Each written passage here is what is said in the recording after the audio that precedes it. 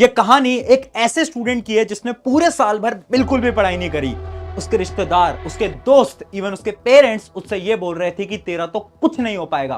उसने भी एक समय पर ये मान लिया था कि उसका कुछ नहीं हो सकता और अब तो शायद उसके मार्क्स उतने अच्छे आ ही नहीं सकते। लेकिन एक दिन उसके अंदर इतना जुनून आता है कि वो मेहनत करता जाता है, एक ऐसा स्टडी प्लानर बनाता है जिसकी मदद से वो अपनी जिंदगी का सबसे बड़ा कमबैक हासिल करता है।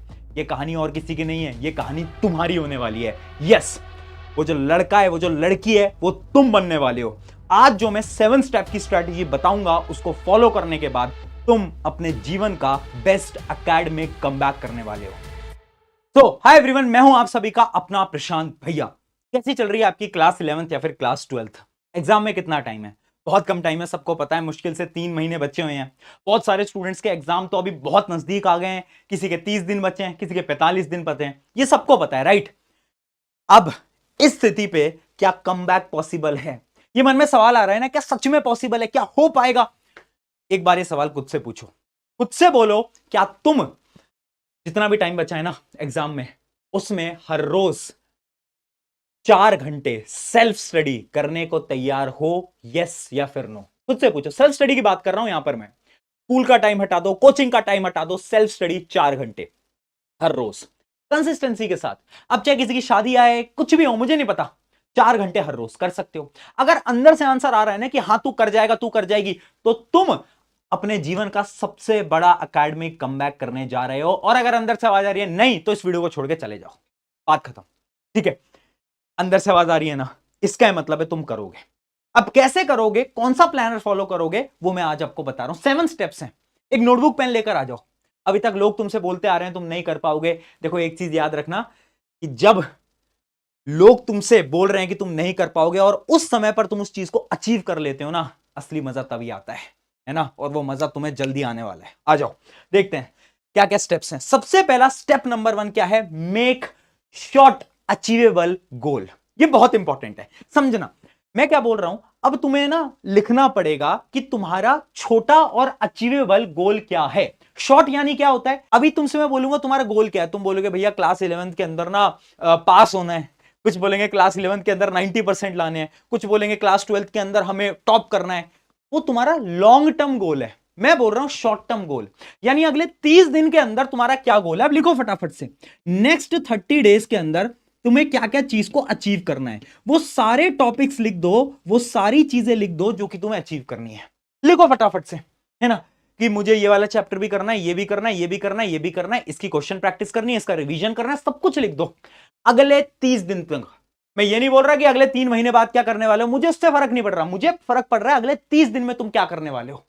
और ऐसे गोल्स लिखना जो कि अचीवेबल हो। अब ये मतलब नहीं है कि तुम बोलो कि अभी तक तुमने पढ़ाई नहीं करी है, अब अगले 30 दिन में तो हम पूरी बुक कर लेंगे। ऐसा तो पॉसिबल ही नहीं है। तुम लिख तो दोगे, बट तुम्हारा दिमाग दूसरे ही दिन गिव अप कर देगा। अचीवेबल, तुम्हें पता है ना अंदर से कि तुम कितनी मेहनत से पढ़ सकते हो, कितनी शिद्दत से पढ़ सकते हो, कितने घंटे पढ़ सकते हो, कितनी कंसिस्टेंसी से पढ़ सकते हो। तो उस अकॉर्डिंग तुम्हें लिखने पड़ेंगे गोल्स जो कि अगले 30 दिन में पॉसिबल है। ये गोल्स मैं क्यों लिखवा रहा हूं? टारगेट ना क्लियर होना चाहिए। एक पेपर ले लिया, लिख लिए गोल्स, अब टारगेट क्लियर है, अगले 30 दिन क्या करना है अब नहीं सोचना भैया, अब टारगेट हमारे क्लियर है। फिर आता है हमारा स्टेप नंबर 2। स्टेप नंबर 2 क्या है? डिसअपियर। अब होना पड़ेगा हमें गायब। इस दुनिया के अंदर अगर सक्सेसफुल होना है तो लोगों से दूर होना पड़ेगा।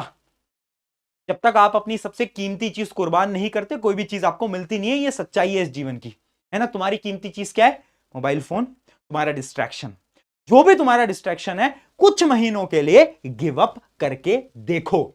मैं ये नहीं बोल रहा कि हमेशा के लिए छोड़ दो, 2 साल के लिए छोड़ दो, 10 साल के, नहीं नहीं नहीं, कुछ महीनों के लिए बस ट्राई करके देखो। क्योंकि जब तुम ट्राई करोगे ना, तो तुम्हें मजा आने लगेगा। तो ये डिसअपियर अब तुम्हें होना पड़ेगा, क्योंकि अब बात आ गई है तुम्हारे ईगो पे, है ना? बहुत बोल लिया लोगों ने अभी तक कि तुम नहीं कर पाओगे, अब ईगो पे बात है यार। अब करना पड़ेगा, अब डिसअपियर हो जाओ और अब मेहनत लगाना स्टार्ट कर दो। फिर आता है स्टेप नंबर 3। अब हमें क्या करना पड़ेगा? एक प्लानर बनाना पड़ेगा। प्लानर क्या है? टाइम टेबल नहीं बोल रहा कि सुबह उठेंगे, ये करेंगे, वो करेंगे, ये तो बकवास होती है। प्लानर से मेरा क्या मतलब है कि जैसे मैंने आपको बताया कि अगले 30 दिन आप क्या करने वाले हो, वो आपने लिख लिया, ठीक है? अब आपके पास हर रोज का प्लानर होना चाहिए कि डेली आपके टारगेट्स क्या हैं। जैसे मान लो डे वन में मैंने अपने टारगेट्स लिख दिए कि मुझे फिजिक्स का ये वाला चैप्टर पूरा पढ़ना है, वन शॉट भी देखना है, क्वेश्चन प्रैक्टिस भी करनी है और अलग अलग सवाल भी लगाने हैं, सब कुछ करना है मुझे, मैंने लिख दिया। अब ये मुझे अचीव करके ही सोना है, और जब मैं इसको अचीव कर लूं तो इसमें मैं ऐसे कट लगाऊंगा। वो कट क्यों लगाऊंगा? ये सेटिस्फैक्शन है तुम्हारी, हर रोज की सेटिस्फैक्शन है तुम्हारी।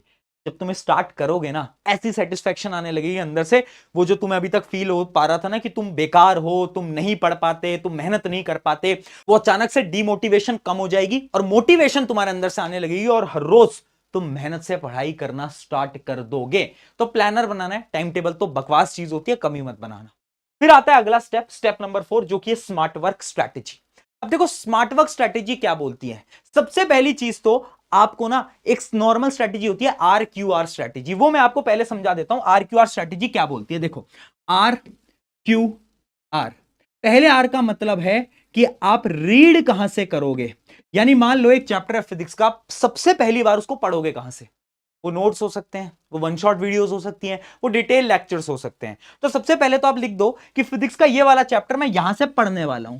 फिर क्यू का मतलब होता है क्वेश्चन प्रैक्टिस, यानी यहां की आप क्वेश्चन प्रैक्टिस कहां से करोगे, फिजिक्स के उस चैप्टर की क्वेश्चन प्रैक्टिस किस किताब से करोगे। अब यहां पर 10 किताबों में कंफ्यूज नहीं होना है हमें कि ये भी कर लेते हैं, वो भी कर लेते हैं, ऐसा भी हो जाएगा, वैसा भी हो जाएगा, नहीं। One book, one teacher, one shot भी एक ही टीचर के देखने, और क्वेश्चन प्रैक्टिस भी जिस भी चीज से आप क्वेश्चन प्रैक्टिस कर रहे हो वो आपका क्लियर होना चाहिए। और फिर आता है रिसोर्स, यानी ये जो तीसरी चीज है ना, ये क्या है? रिसोर्स, यानी रिवीजन रिसोर्स, कि हम रिवाइज कहां से करेंगे, ये बहुत इंपॉर्टेंट है ना। किसी भी चीज को जब तक आप रिवाइज नहीं करते तब तक कुछ हो नहीं पाता। तो आपको ये क्लियर होना चाहिए आप रिवाइज कहां से करोगे। आप शॉर्ट नोट्स बना रहे हो, या फिर आप अपने दोस्तों के नोट से रिवाइज कर रहे हो, या फिर आप किसी और तरीके से रिवाइज कर रहे हो। RQR, हर एक सब्जेक्ट के लिए सबसे पहले RQR अपना सॉर्ट कर लो, क्योंकि मैं बहुत सारे स्टूडेंट से बात करता हूं, वो कंफ्यूज रहते हैं। 11th क्लास खत्म होने को आ गई है और वो आज भी मुझसे पूछते हैं, भैया बेस्ट बुक बता दो, भैया बेस्ट रिवीजन नोट्स बता दो, भैया बेस्ट लेक्चर बता दो। अरे यार इतनी बार बता रखा है, तेरे को फिजिक्स पढ़नी है, मैं पढ़ा रहा हूं यहां पर, तेरे को बेस्ट बुक लेनी है तो मैंने एक किताब लिख दी है भाई तेरे लिए फिजिक्स की, लिंक डिस्क्रिप्शन में दे दूंगा, है ना। क्वेश्चन बैंक दे दिया है, फिजिक्स का भी दे दिया, केमिस्ट्री का भी दे दिया है, उसको उठा और प्रैक्टिस करना स्टार्ट कर, है ना। तो अब कंफ्यूज नहीं होना। या फिर तो मुझसे नहीं पढ़ते, किसी और जिससे भी पढ़ रहे हो ना, अपने रिसोर्सेज को सॉर्ट कर लो, कंफ्यूज नहीं होना, टाइम वेस्ट नहीं करना। पहली चीज तो ये करना पड़ेगा। फिर आते हैं स्मार्ट वर्क पे। अब स्मार्ट वर्क कैसे करेंगे भैया, उसके बारे में हम बात करते हैं। देखो स्मार्ट वर्क के लिए हमें बैकवर्ड स्ट्रेटेजी को यूज करना पड़ेगा, यानी क्योंकि अब हमारे पास टाइम कम है। अगर अब तुम ये सोचो कि तुम 0 से 100% सिलेबस कंप्लीट कर लोगे तो ये तो मूर्खता है ना। लोग बोल देते हैं, मैं देखता हूं कोचिंग के अंदर टीचर बोल देते हैं अरे पॉसिबल है, बट देखो सपनों में तो सब पॉसिबल है, बट रियलिटी तुम्हें पता है, मुझे पता है, अब नहीं हो सकता अगर तुम 0 पे हो तो, है ना। अब तुम्हें यह देखना पड़ेगा कि कौन सा 50-60% है सिलेबस का जिसमें कि एग्जाम में क्वेश्चन ज्यादा आते हैं। समझ रहे हो बात को? अब हमें वो टॉपिक्स निकालने पड़ेंगे जो टॉपिक्स रिपीट हो रहे हैं हर साल, है ना। वो सिर्फ 40-50% सिलेबस होता है क्योंकि हर साल बहुत हाई वेटेज में आता है। तो अब हमें वो काम करना है। तो सबसे पहले अपने टॉपर दोस्त के पास जाओ और उससे पूछ लो। अगर टॉपर दोस्त नहीं है, यूट्यूब पे चले जाओ, एनालिसिस वीडियोस होती हैं कि हर चैप्टर के मोस्ट इंपॉर्टेंट टॉपिक्स। तो अब हमें वो पूरे चैप्टर पे फोकस नहीं करना है, हमें उस चैप्टर के वो टॉपिक्स उठाने हैं जिनसे कि हर साल सवाल आ रहे हैं।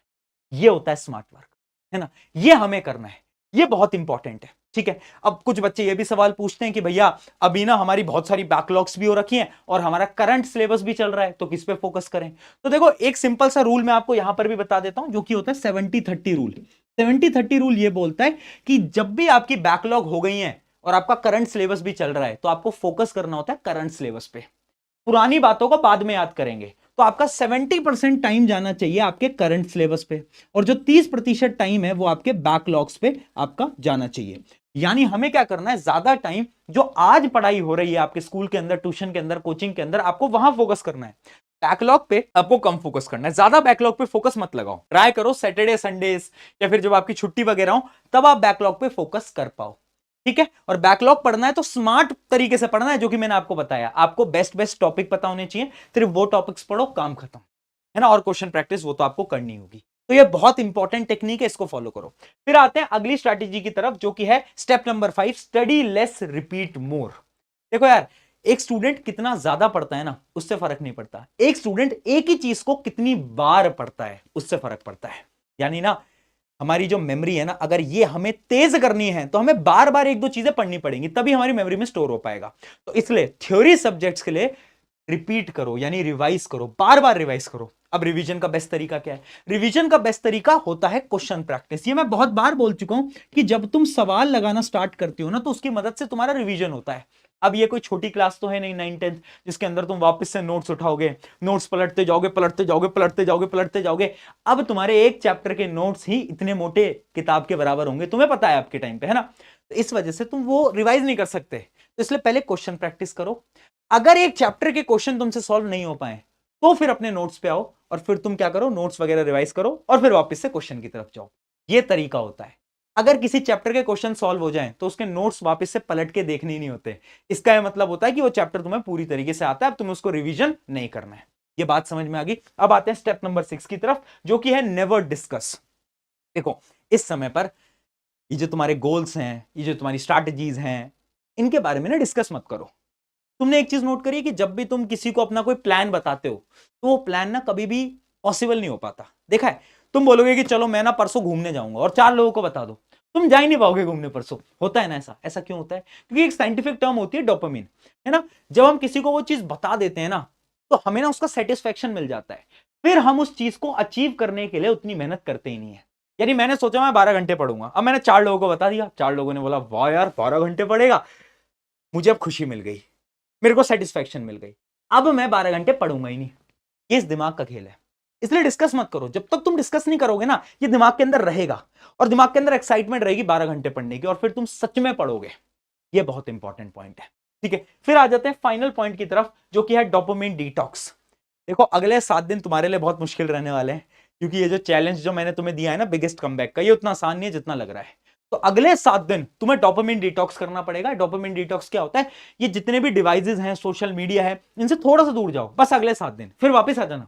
अगले 7 दिन हल्का सा दूरी बनाओ। इससे क्या होगा, ये जो तुम्हारे दिमाग का वो जो डोपामिन लेवल है वो थोड़ा नीचे आएगा, लेवल पे आएगा, जिससे कि तुम्हारा फोकस जो कि पढ़ाई पे नहीं लग पाता वो लगने लगेगा। सिर्फ 7 दिन बोल रहा हूं। फिर जब वो तुम्हारा दिमाग का लेवल एकदम बराबर आ जाएगा और तुम्हारा फोकस लगने लगेगा, तुम्हें पढ़ाई में मजा आने लगेगा, उसके बाद तुम वापस से सोशल मीडिया चला सकते हो। 7 दिन ट्राई करके देख लेना। मैं गारंटी से बोल रहा हूं, तुम्हारा बेस्ट एकेडमिक कमबैक इसी स्ट्रैटेजी के साथ होगा। हर साल लोगों को बताता हूं, बच्चों की मदद होती है। आई होप तुम्हारी भी हो पाएगी। जाओ और उन सब रिश्तेदारों को गलत प्रूफ करो।